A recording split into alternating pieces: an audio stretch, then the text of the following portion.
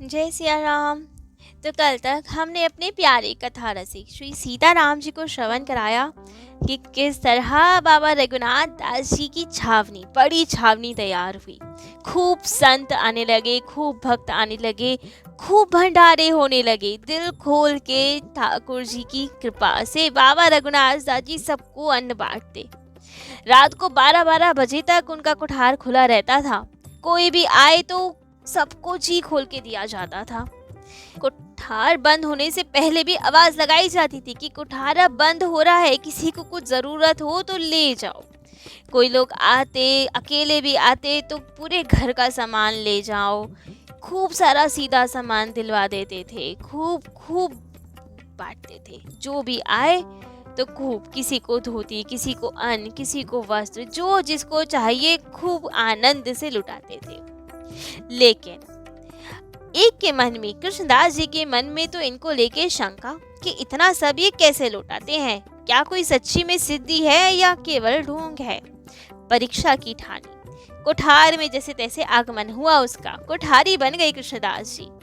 तो अब कैसे परीक्षण किया जाए। तो अब परीक्षण के लिए वे खूब जितना ये कहते थे उससे भी 4 गुना देते थे। किसी को आधे किलो की आवश्यकता है तो उसे तो 2 किलो सामान दे देते थे। भर भर के देने लगे, जिससे कि कभी तो खत्म हो सामान। तो ऐसे ही इतना इतना सामान देते, आवश्यकता से ज्यादा, कि सामान खत्म हो, भंडार खत्म हो, कमी पड़े कभी इसमें। ऐसे ही एक बार के बाद बाबा ने पूरे अयोध्या जी में झरा भंडारे का न्योता किया।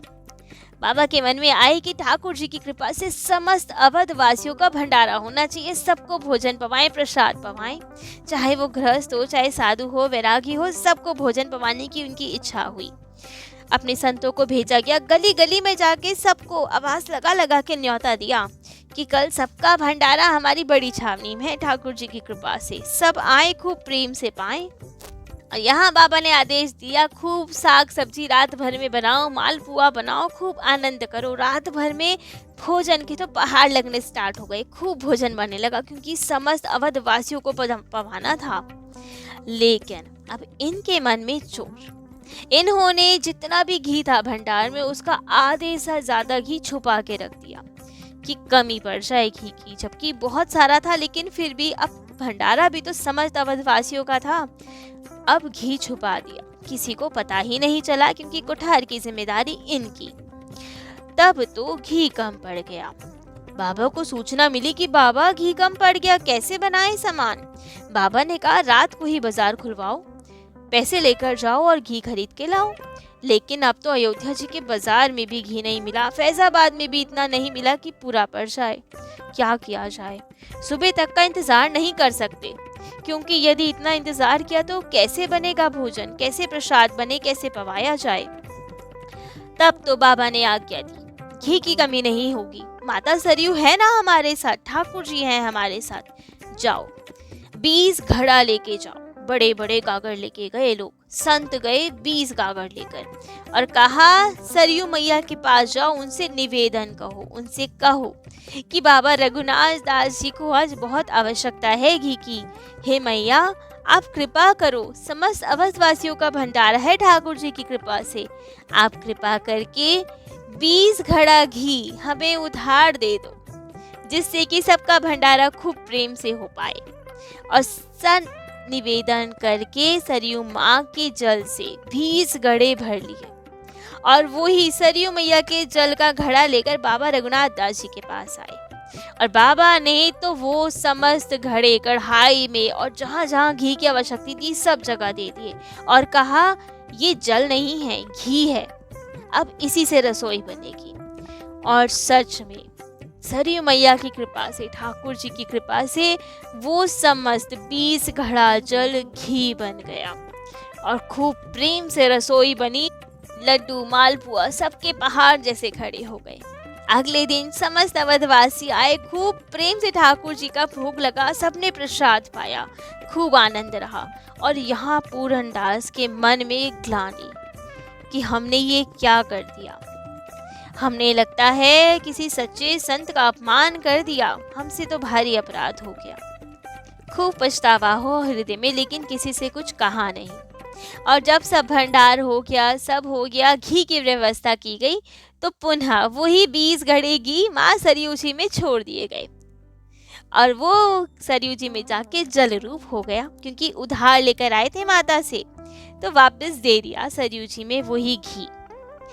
तो अब एक समय की बात, सन 1934, 150 वर्ष पूर्व लगभग, भयंकर अकाल की स्थिति आई। समस्त जगह, हर जगह इतना भयंकर अकाल, किसी के पास अन्न जल कुछ नहीं बचा। चोर डाकू का उपद्रव बढ़ने लगा, लूटपाट होने लगी, अन्न के बिना लोग मरने लगे। अब कहीं अन्न उपलब्ध ही ना हो, इतनी बुरी स्थिति सबकी, तो कई लोग आए बड़ी छावनी की ओर कि यहाँ पे अन्न की कमी नहीं, यहीं चलते हैं, बाबा रघुनाथ दास है ना, वही पवाएंगे हमें। उनके आश्रित आए। रोज अब हजारों लोगों का भोजन पवाया जाता वहाँ पे। ठाकुर जी की कृपा से वहाँ कमी नहीं रही अन्न की, तो सब जगह खूब आनंद से सबको भोजन पवाया जाता, सबको सामान दिया जाता। बाबा ने आज्ञा दी सबको कि खूब भोजन बनना चाहिए। कुठारी को आज्ञा दी, जो कोई जो मांगने आए किसी को मना नहीं करना, बहुत गंभीर स्थिति है।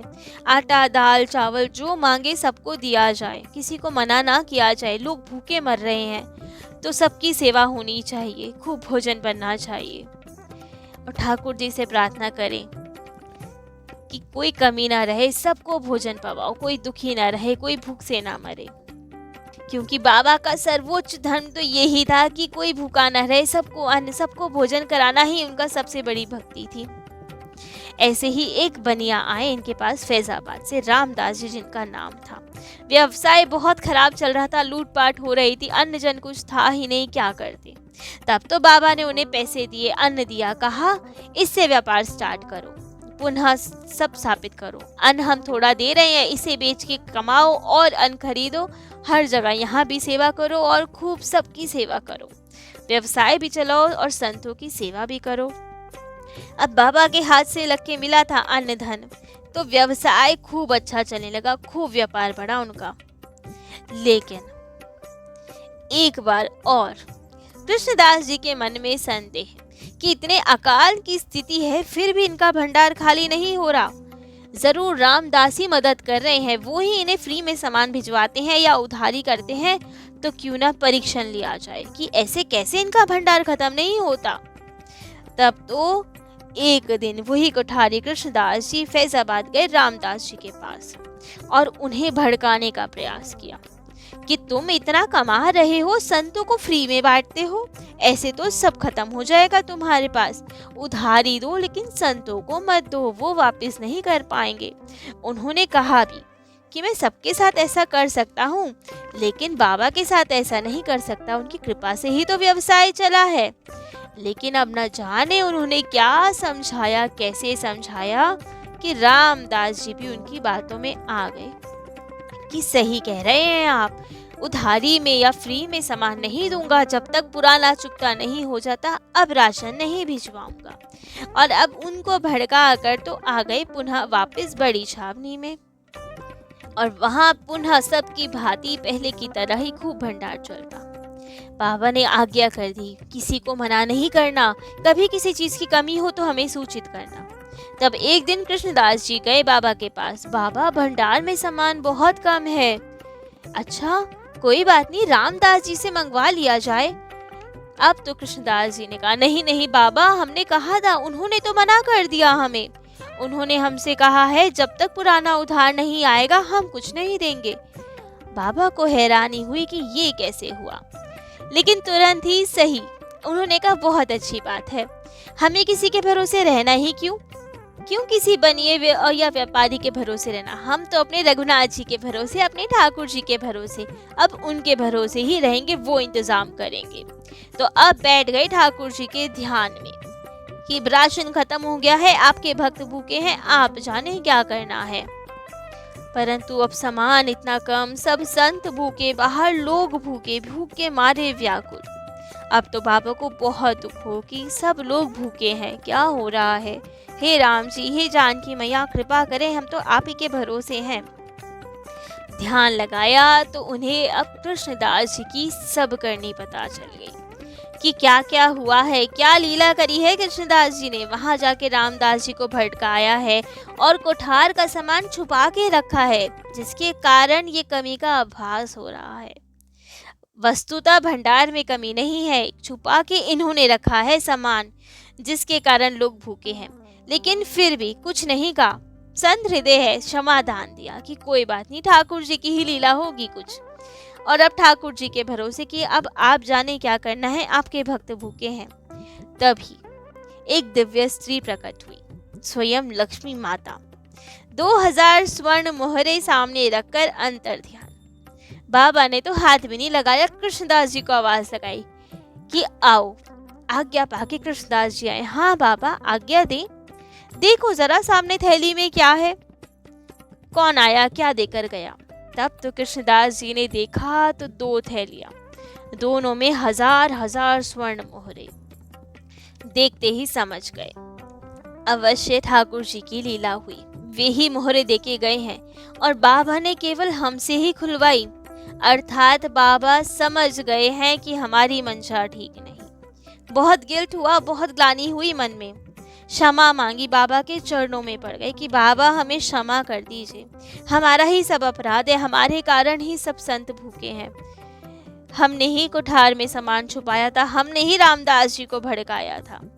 बाबा ने कहा कोई नहीं, सामान लेकर आओ, ये धन ले जाओ और उधार चुकाओ। बहुत ग्लानि मन में कि बाबा को सब पता चल गया, हमारी बहुत गलती, हमारे कारण सब भूखे रहे। इसी बीच में पूरनदास जी भी आ गए दर्शन करके और सारा कार्यभार अब पूरनदास जी ने संभाला। और ये गए फैजाबाद रामदास जी का उधार चुकाने। उनको भी सब बात बताई, उनको भी बहुत ग्लानि हुई कि हमसे भी भारी अपराध हुआ। जिन बाबा की कृपा से हमारा व्यवसाय चला, उन्हीं के साथ हमने ऐसा किया। वे भी आए, खूब क्षमा मांगी। लेकिन अब पूरनदास जी कोठारी अब खूब प्रेम से पुनः सब लोगों की भूख शांत की जाती, सबको खूब प्रेम से प्रसाद पवाया जाता था। कृष्णदास जी बाबा के चरणों में बैठे, उनसे ज्ञान उपदेश, भक्ति उपदेश पूछा। खूब प्रेम से बाबा ने उन्हें भक्ति का ज्ञान दिया और वे भी अब सच्चे संत, सच्चे साधु बन गए। खूब प्रेम से अब संत सेवा करने लगे। ऐसे ही एक बार दक्षिण भारत से एक बूढ़ी महिला अयोध्या जी आई। यहाँ आके सरयू जी का स्नान किया और मन में इच्छा हुई कि खूब प्रेम से लोगों का भंडारा किया जाए। परंतु पैसे की कमी, फटे पुराने हाल में तो स्वयं ही थी, पास में केवल 2 पैसे थे और चाह रही थी सबका भंडारा करवाना। खूब संस्थानों में हर जगह घूमी और सबसे निवेदन किया कि हमारी ओर से भंडारा करवा दो, लेकिन हमारे पास केवल 2 ही पैसे हैं। सब ने उन्हें मना कर दिया, सब ने भगा दिया कि अरे 2 पैसे में कहीं भंडारा होगा क्या, भागो यहाँ से। बहुत दुखी हुई कि ऐसा कोई संत नहीं, ऐसा कोई नहीं जो 2 पैसे में भंडारा करवा पाए। तब तो बड़ी छावनी का पता चला। आई यहाँ पे बड़ी छावनी में महाराज जी के चरणों में आई, बाबा रघुनाथ दास जी के। उनसे निवेदन किया कि बाबा भंडारा करवाना चाहती हूँ, लेकिन केवल 2 पैसे हैं पास में। बाबा ने बहुत प्रसन्नता से लिए, अरे कोई बात नहीं, 2 पैसे तो बहुत होते हैं, कल तुम्हारी ओर से ही भंडारा किया जाएगा। अच्छा, हो सकता है ऐसे? अवश्य हो सकता है। तब तो बाबा ने कुठारी को बुलाया, कोतवाल से कहा जाओ 2 पैसे लेके जाओ और हल्दी लेकर आओ। हल्दी लेकर आए और जो दाल साग बना उसमें हल्दी छोड़ी गई, जिससे वो भंडारा तैयार हुआ। वो स्त्री के 2 पैसे की हल्दी पूरे भंडारे में यूज हुई, हर चीज में हल्दी पड़ी। और अब तो जब सबने भोजन पाया तो उस बुढ़िया की ही, उस स्त्री की ही जय जयकार हुई। जो भोजन करवाए, भंडारा करवाए, उसकी जय जयकार होती है। तो अब उनकी बोल जय जयकार की बोल दी गई। तब तो बुढ़िया बहुत प्रसन्न, वो स्त्री इतनी प्रसन्न, तुरंत गई, अपनी दासी को लेकर आई, खूब सुंदर वस्त्रों में आई। वो एक बहुत बड़ी सेठानी थी जो वेश बदल के आई थी।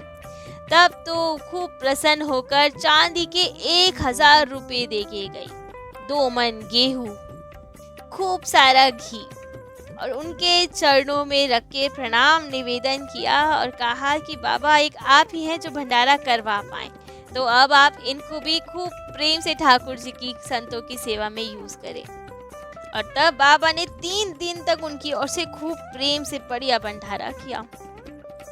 ऐसे एक बार एक दंपति आए अयोध्या जी, जिनका बालक उनके साथ ही खेल रहा था सरयू जी के तट पे।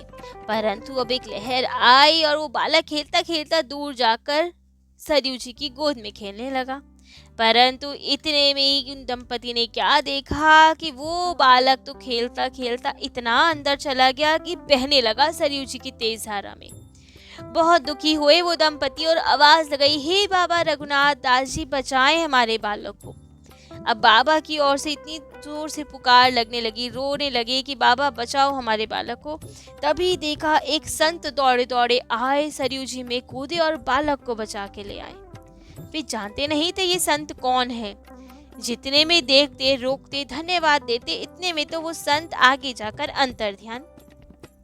तब तो बाबा के पास आए, उन्हें सब हाल बताया तो बाबा समझ गए वो हमारे हनुमान जी ही महाराज थे, हमारी लाज रखने के लिए, हमारे नाम की लाज रखने के लिए, क्योंकि तुमने हमें पुकारा उसके लिए वे आए थे। हमारे कारण हमारे हनुमान जी महाराज ने फिर कष्ट भोगा।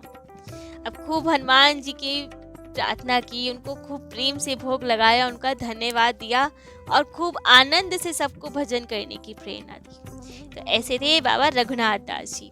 आज इनकी लीलाएं यहीं तक। कल इनके और अन्य दिव्य चरित्र और लीलाएं अपने कथा रसिक श्री सीताराम जी को श्रवण कराएंगे। आज के लिए इतना ही। जय जय श्री सीताराम।